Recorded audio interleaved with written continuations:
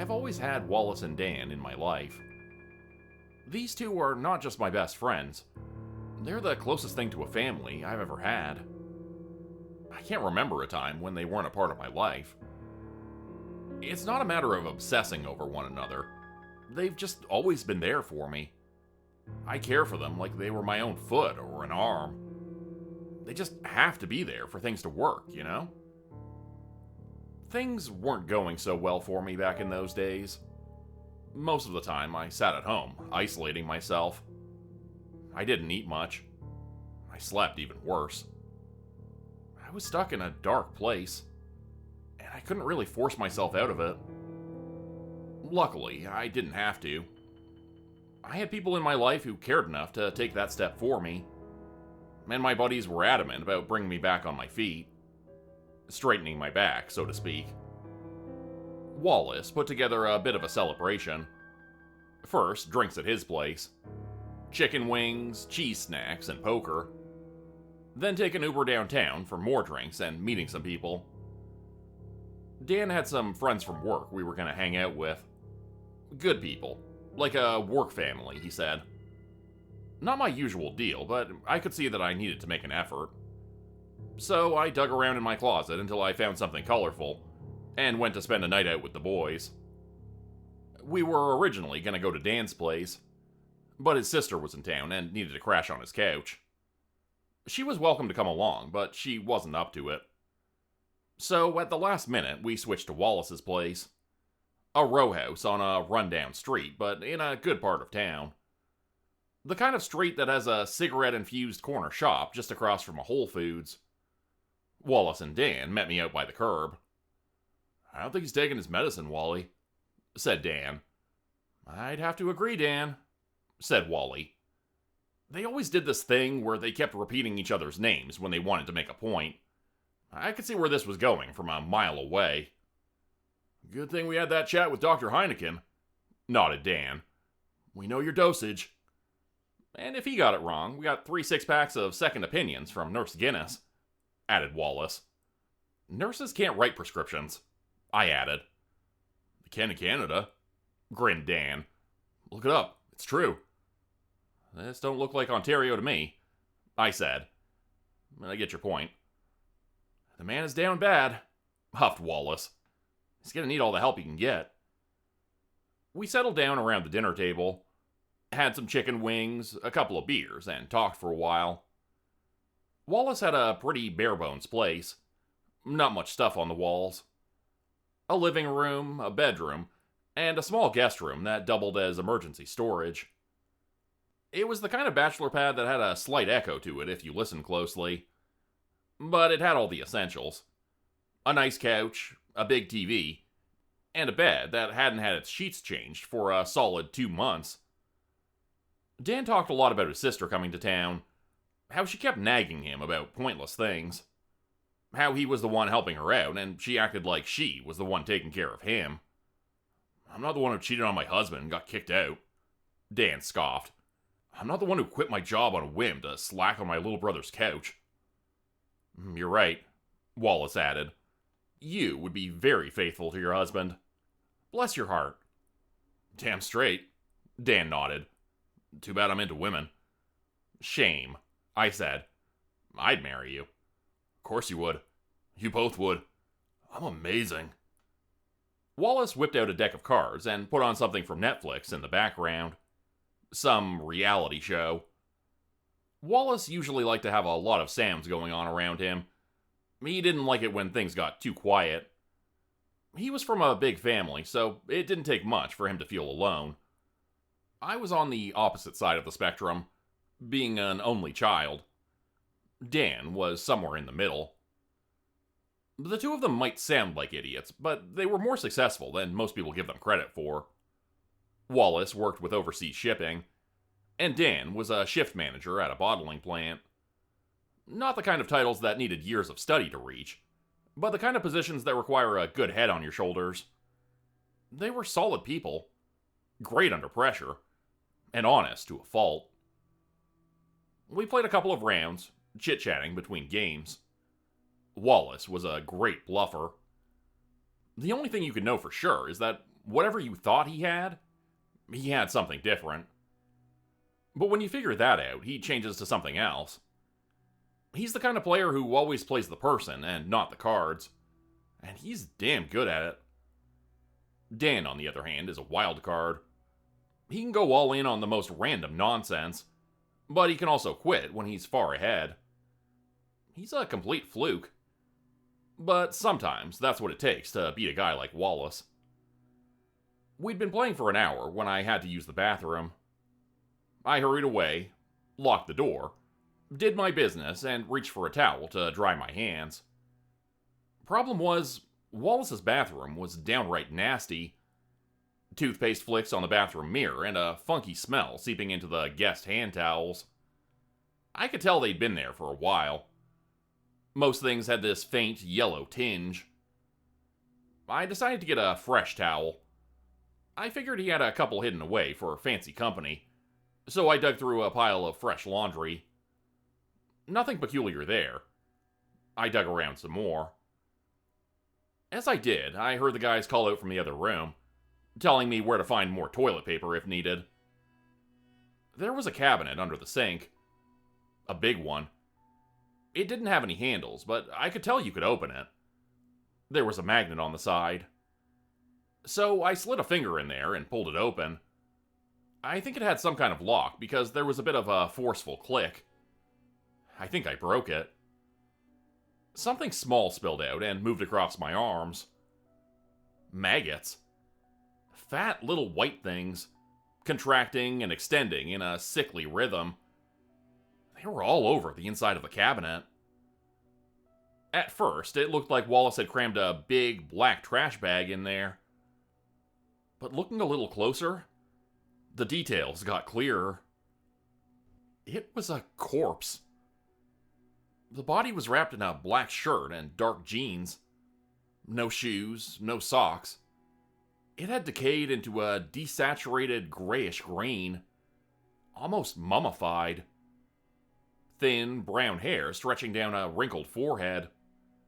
A wide-open mouth and hollowed-out eyes. Bone-yellowed teeth like bars to an insect prison. That's where the smell was coming from. It wasn't just an unwashed bathroom. There was a dead body. A real, actual, deceased human body. "You okay in there?" Wallace called out. "You need something?" "I'm good." My voice was cracking. My arm shook as my heartbeat engulfed every other sound. I tried brushing off the maggots that had crawled onto me, but I kept finding more and more. I had to think fast. I brought out my phone and dropped it on the floor, squashing another maggot. I picked the phone back up and snapped a couple pictures of the body. Then I grabbed a handful of toilet paper, cleaned up the maggots that had gotten out, and flushed them. I put everything back the way it was, but the door kept swinging open a little.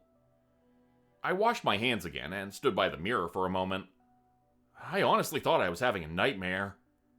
I couldn't fathom this being something real.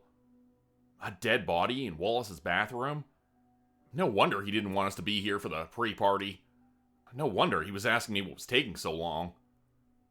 If he thought I knew, what would he do? I wiped my hands on the nasty hand towels and went back outside. The air felt warmer, but I think it was just me.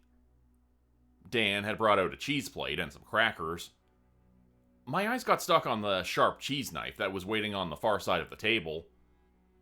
As I sat down, Dan handed it to me, away from Wallace. "You gotta try this cheddar," he said. "You know I don't care for Wisconsin, but this thing might just change my mind." "Yeah, I'll try it," I muttered. "A little piece." "My honorable dude, I'm giving you 3. You're gonna want 3. "All right." Wallace had this ambient smile, but he noticed me staring. His face didn't move a muscle. I'm sure he could see something in me had changed, but he didn't buckle. He just let my eyes stick to his. "It's good cheese," Wallace smiled. "I think you'll like it." "Gotta pace myself," I said. Stomach's not what it used to be. Yeah, you were in there a long time, he continued. Real long time. We played a couple more rounds, passing the cheese plate around.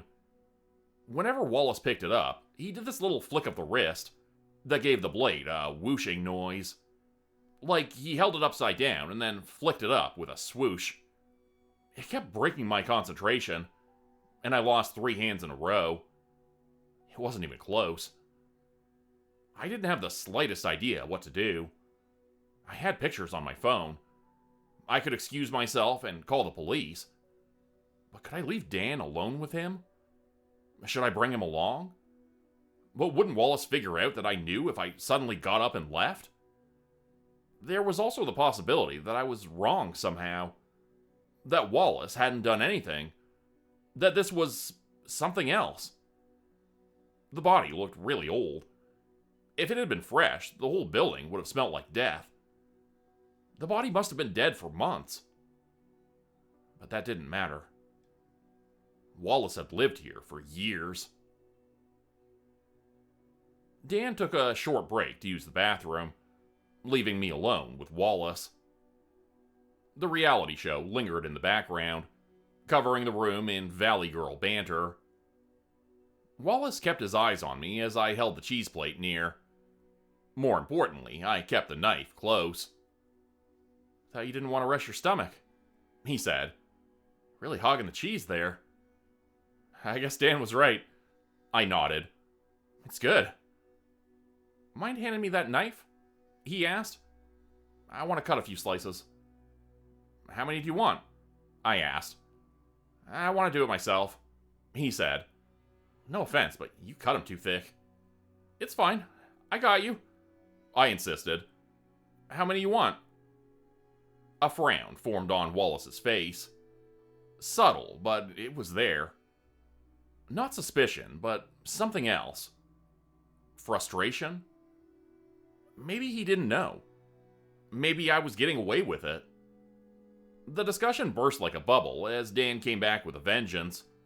Salt, lemon, tequila shots.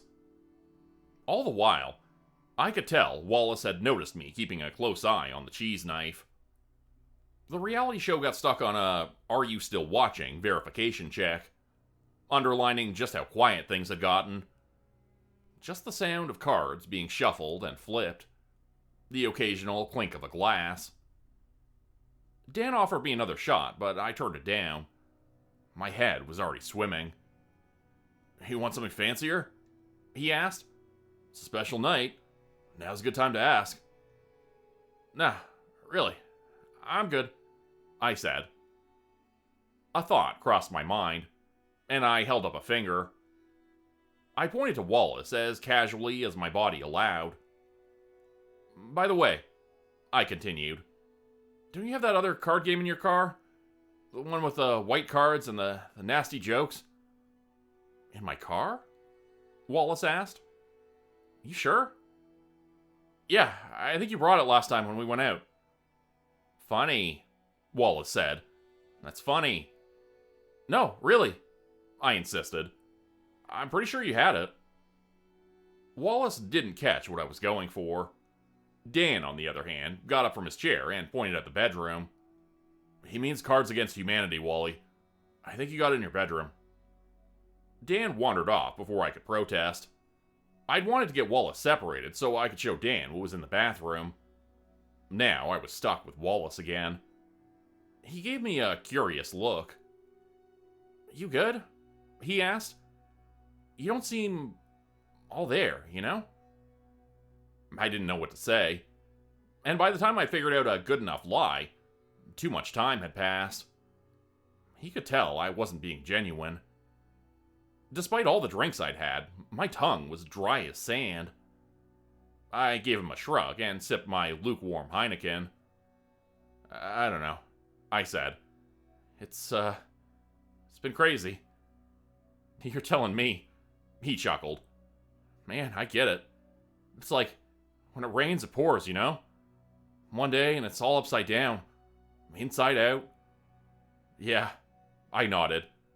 Sometimes it all just happens.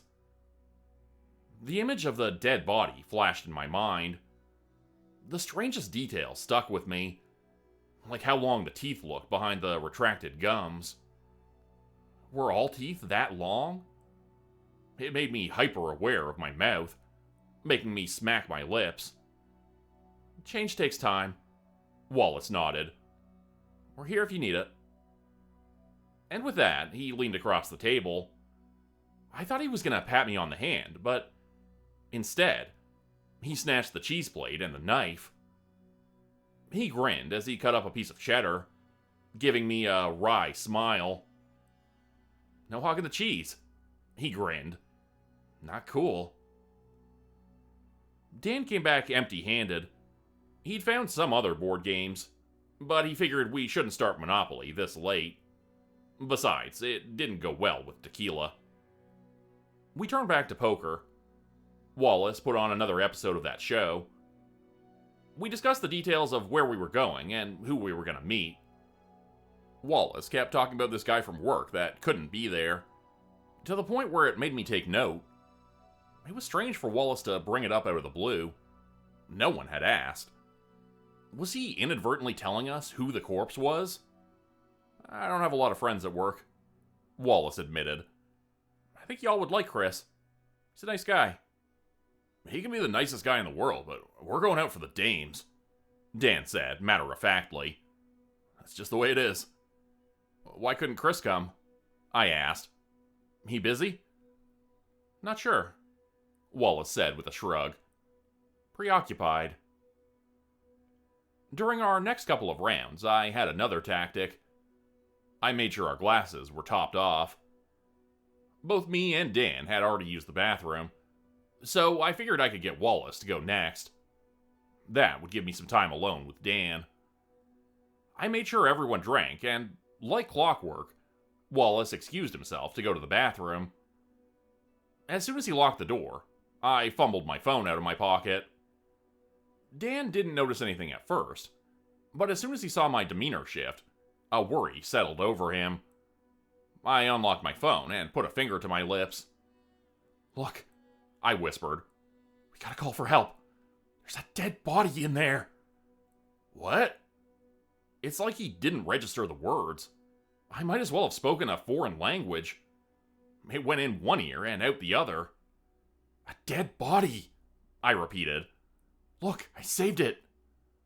I showed him the pictures I took. He scrolled back and forth and scoffed a little. He was laughing, as if I was telling a joke.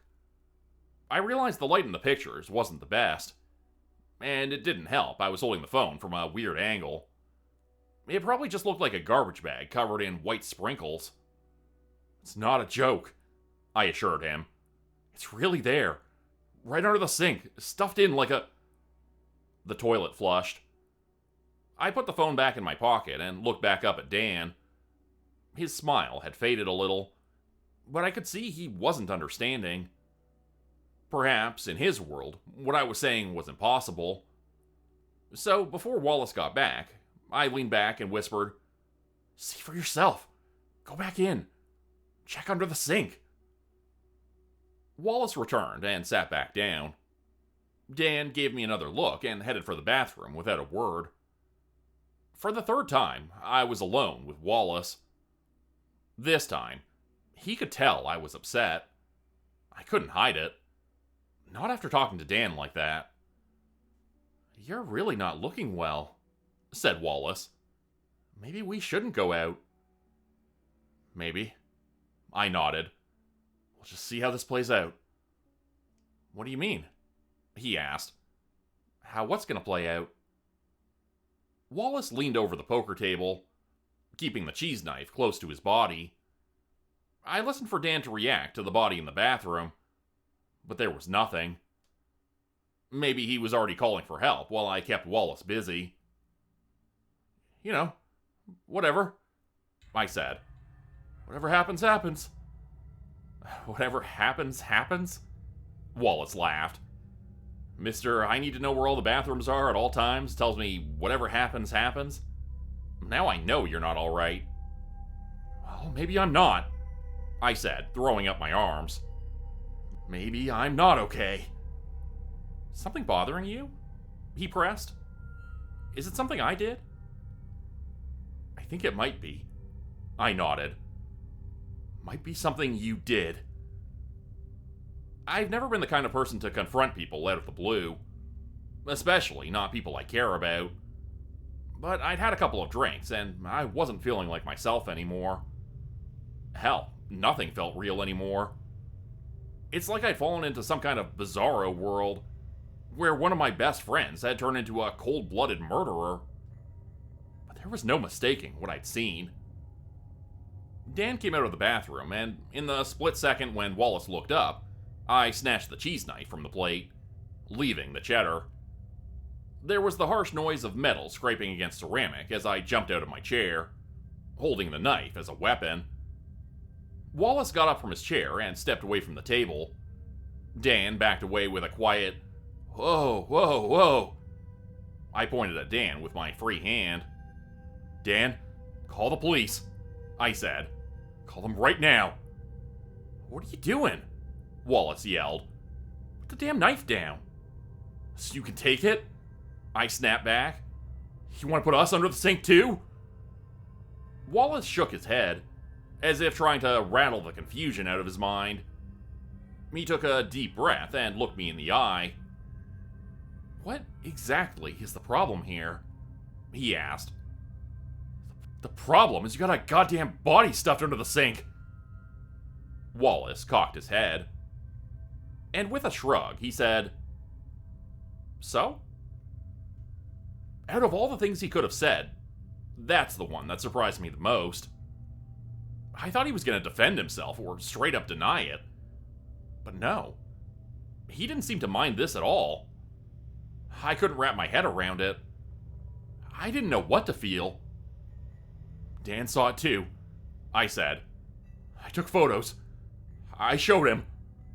"Yeah," said Dan. "Yeah, I saw it." I turned to him. Dan was lined up against the wall, holding his hands like he was at gunpoint. Dan shot Wallace with an accusatory look. "Can't believe you stuffed the damn thing under the sink," he said, shaking his head. "That's lazy. Even for you."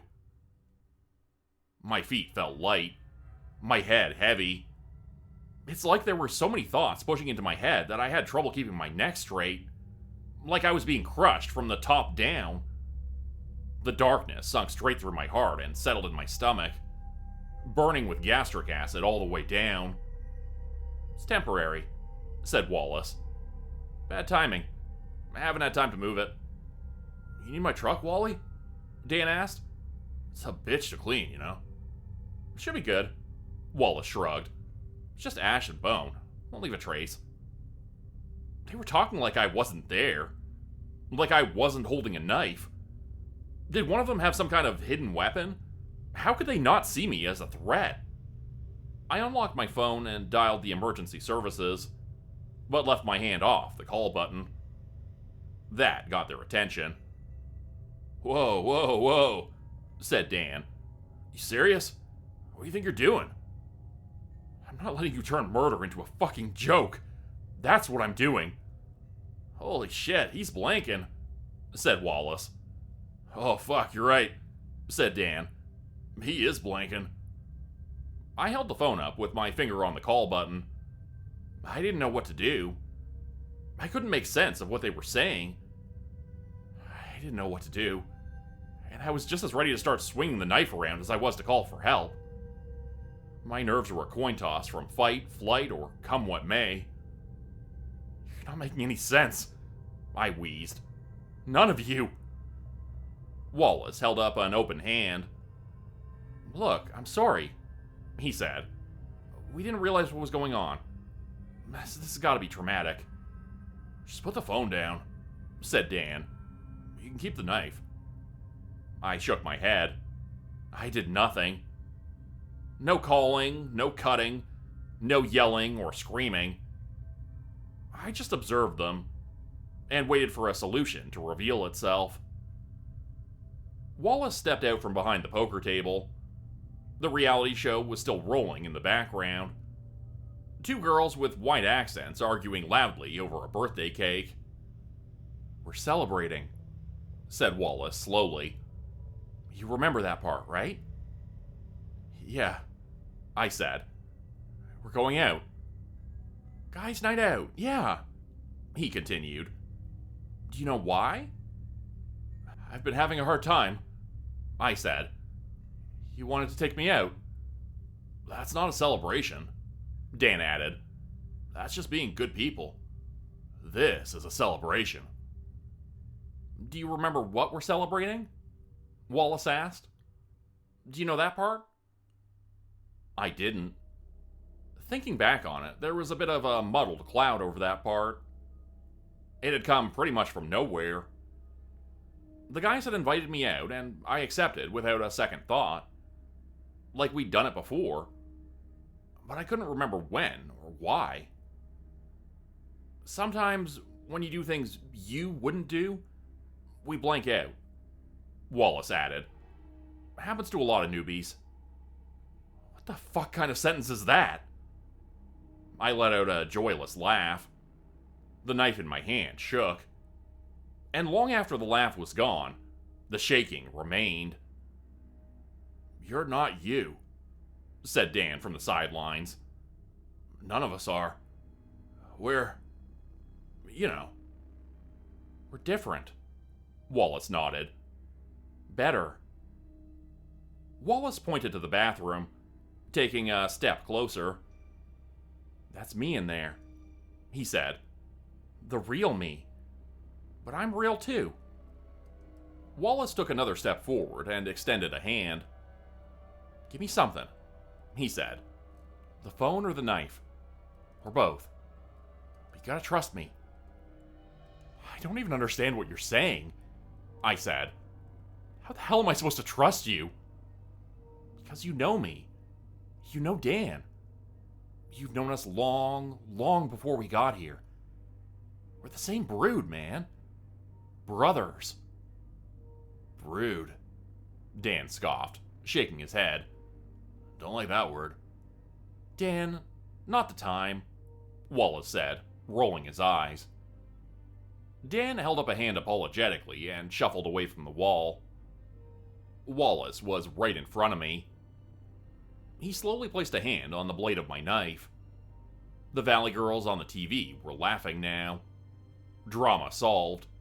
The cake was safe. "I can tell you we helped you," said Wallace. "I can tell you that you're the youngest. But no matter the words, you can still feel it. You know you can trust us."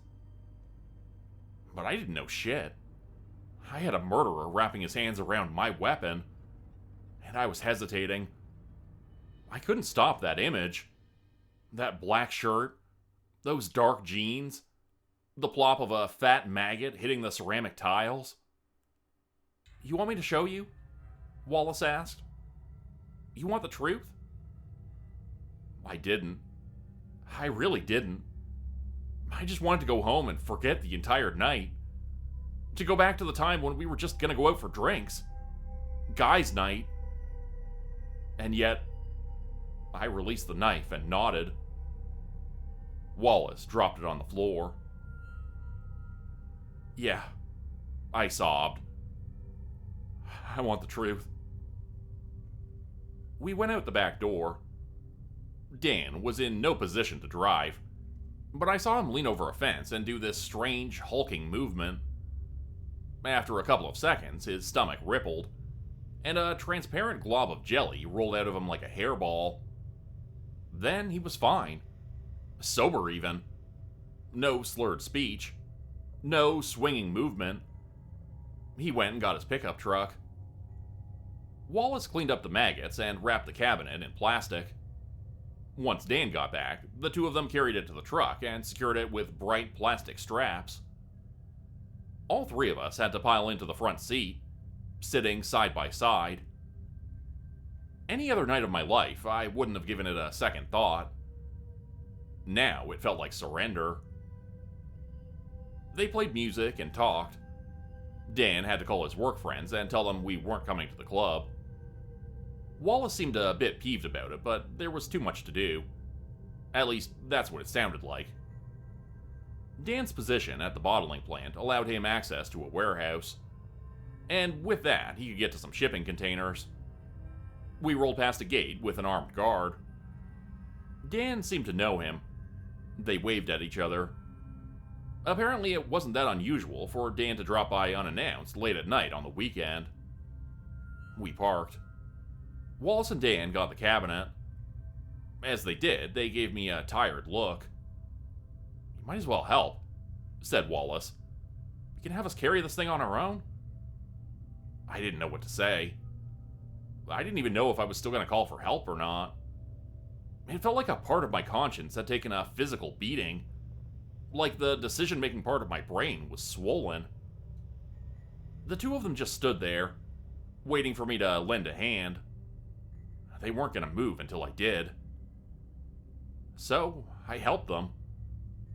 I could feel something frail and dry rolling around in the cabinet as we moved, like bags of old cigars.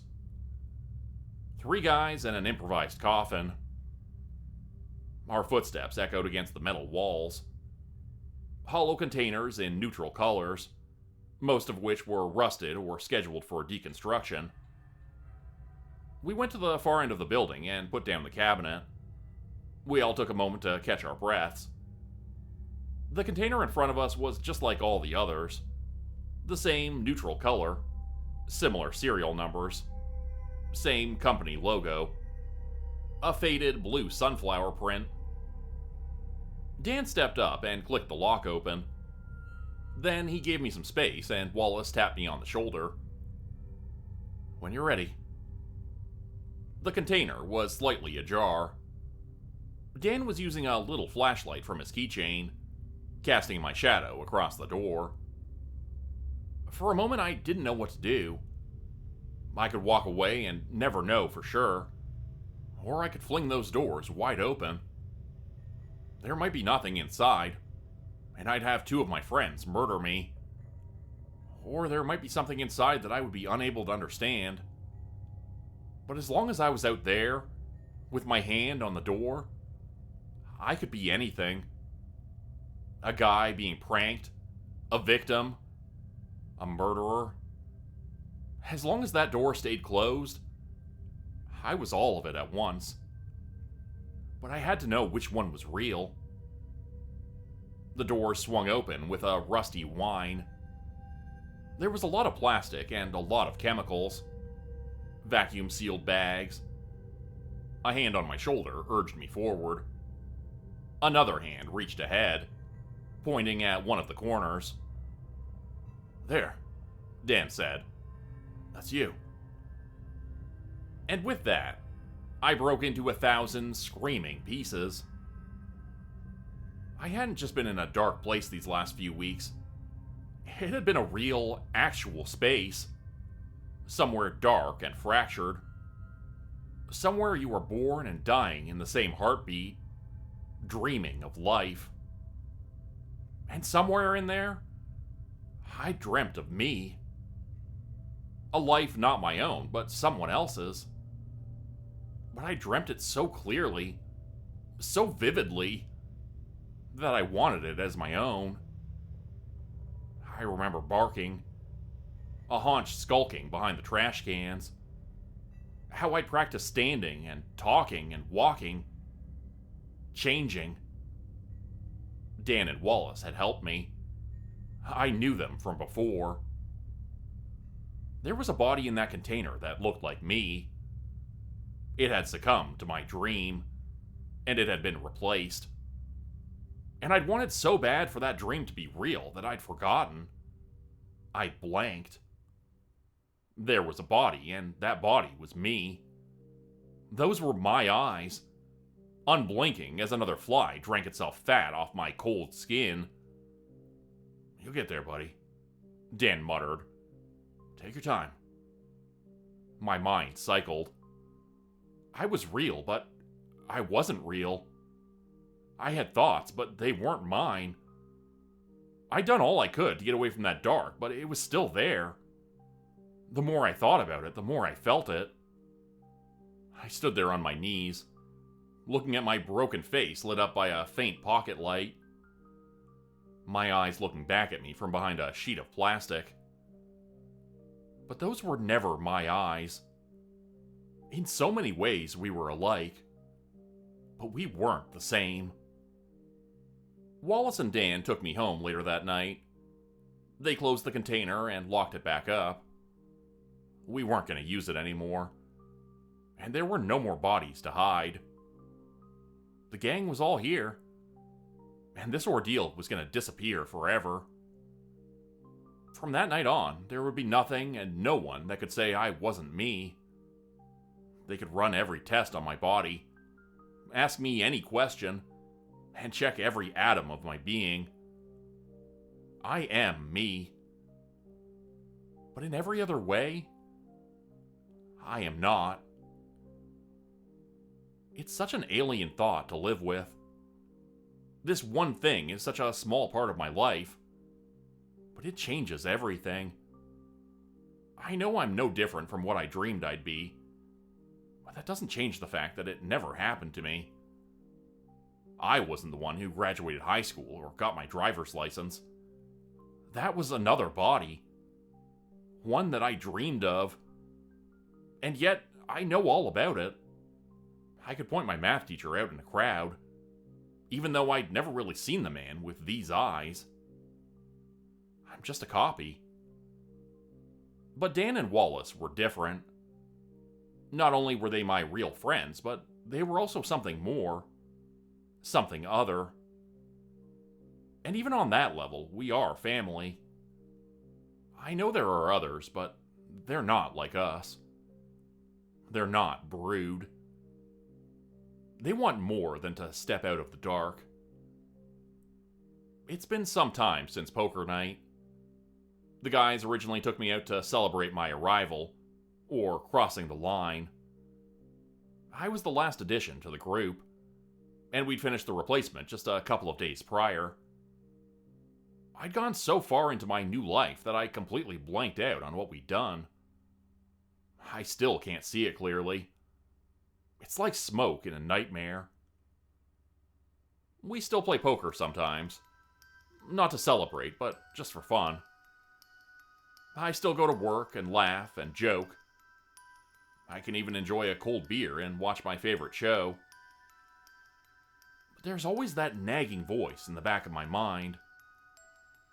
Am I really enjoying this? Or am I convincing myself that I like this? Am I laughing because that's what I dreamt I should? Or because I find something funny? Where does what's real end? And I begin? I don't know why I'm posting this. It's just throwing a message in a bottle into the void of the internet, I suppose. Hell, I haven't even used our real names. Maybe I'm just lying about all of it. Maybe it's just as much make-believe as my whole existence. I suppose if there's something I want you to take with you, it is that looks can deceive.